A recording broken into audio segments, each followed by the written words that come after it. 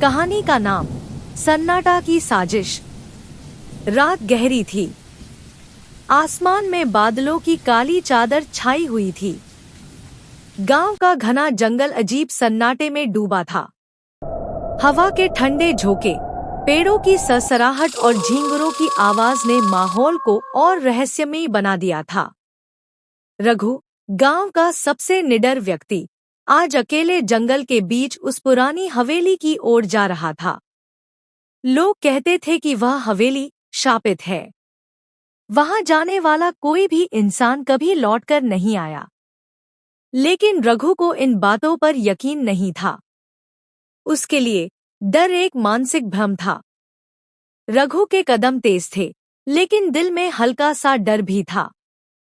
जैसे ही उसने हवेली का पहला दरवाजा पार किया, एक अजीब सी आवाज गूंजी, ठहरो। रघु रुक गया। उसने इधर-उधर देखा, पर कोई दिखाई नहीं दिया। उसने सोचा, ये मेरी कल्पना हो सकती है। उसने अपने डर को झटक दिया और आगे बढ़ गया। हवेली का मुख्य दरवाजा टूटा हुआ था। अंदर घना अंधेरा फैला हुआ था। टॉर्च जलाने पर दीवारों पर अजीब चित्र दिखे, खून से बने हुए, जैसे किसी ने यहाँ तंत्र मंत्र किया हो। रघु के रोंगटे खड़े हो गए। तभी अचानक पीछे से एक परछाई गुजरी। उसने पलटकर देखा, पर कुछ नहीं था। जैसे ही रघु सीढ़ियों की ओर बढ़ा, एक औरत की हंसी गूंजी, ठंडी, खौफनाक। उसने आवाज की दिशा में देखा। एक पुराना झूला अपने आप हिल रहा था। ये हवा का असर है, रघु ने खुद को तसल्ली दी। सीढ़ियों पर चढ़ते समय हर कदम के साथ लकड़ी की चरमराहट उसकी धड़कन बढ़ा रही थी।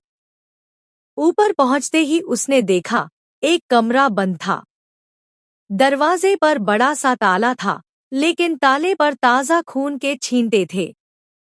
आखिर ये खून कहाँ से आया, उसने मन ही मन सोचा। तभी दरवाजा अपने आप खुल गया।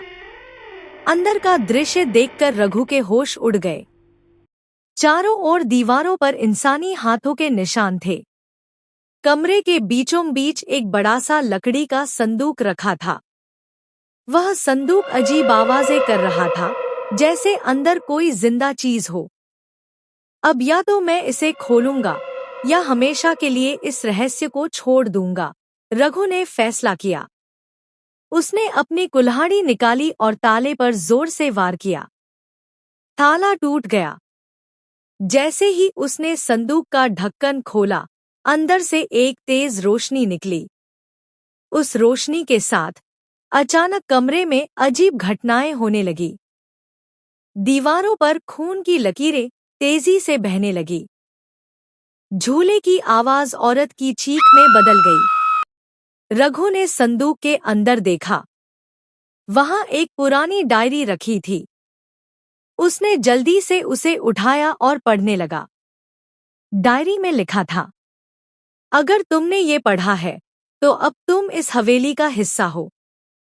यहां से भागने की कोशिश मत करना। रघु के चेहरे पर पसीना था। तभी उसे अपने पीछे किसी के खड़े होने का एहसास हुआ। उसने पलट कर देखा। एक सफेद साड़ी पहने औरत, जिसका चेहरा अधजला था, उसे घूर रही थी। तुम्हें सच जानना है? औरत ने धीमे स्वर में पूछा। रघु ने हिम्मत जुटाकर कहा, हाँ। औरत ने इशारा किया कि वह उसे एक खास जगह ले जाएगी। वे हवेली के तहखाने में गए। तहखाने का दरवाजा खोलते ही एक तेज दुर्गंध रघु के नथुनों में समा गई। अंदर इंसानी कंकाल बिखरे पड़े थे। औरत ने कहा, ये सब वही लोग हैं जो यहाँ सच जानने आए थे। रघु ने पूछा, तुम कौन हो? उसने जवाब दिया, मैं उस जादूगर की बेटी हूँ, जिसने इस हवेली को श्रापित किया था। मेरी आत्मा इस जगह कैद है। अगर तुम मुझे मुक्त कर सको, तो तुम्हारी जान बच सकती है। रघु ने पूछा, कैसे? औरत ने कहा, उस संदूक में जो दूसरा हिस्सा है, उसे जाकर तोड़ दो। तभी मुझे मुक्ति मिलेगी। लेकिन याद रखना, अगर तुमने गलती की तो तुम्हारी भी यही हालत होगी। रघु वापस कमरे में आया। उसने संदूक का ढक्कन फिर खोला। इस बार संदूक के अंदर से एक सांप निकला। वह सांप रघु की ओर फुफकारता हुआ बढ़ा। रघु ने अपने हाथ में पकड़ी कुल्हाड़ी से उस पर वार किया। सांप मर गया।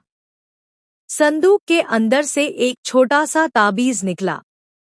रघु ने ताबीज तोड़ दिया। उसी वक्त हवेली के चारों ओर तेज गड़गड़ाहट होने लगी। औरत की आत्मा धीरे धीरे गायब होने लगी। उसने रघु को धन्यवाद कहा और बोली, अब तुम जा सकते हो।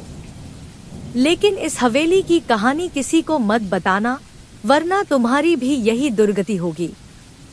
रघु बाहर निकला। हवेली के दरवाजे उसके पीछे खुद ब खुद बंद हो गए। उसने वापस मुड़कर देखा। हवेली अब धुएं में तब्दील हो चुकी थी। रघु ने चैन की सांस ली, लेकिन उसके दिल में एक सवाल था, क्या मैंने वाकई सही किया? रघु ने गांव लौटकर इस कहानी को कभी किसी को नहीं सुनाया, लेकिन वह आज भी रातों में चौंक कर जाग जाता है, मानो वह औरत उसे पुकार रही हो। सीख। इस कहानी से हमें यह सीख मिलती है कि हर रहस्य को जानने की कोशिश हमेशा सही नहीं होती। कुछ चीजें अनजानी रह जाए तो ही अच्छा है।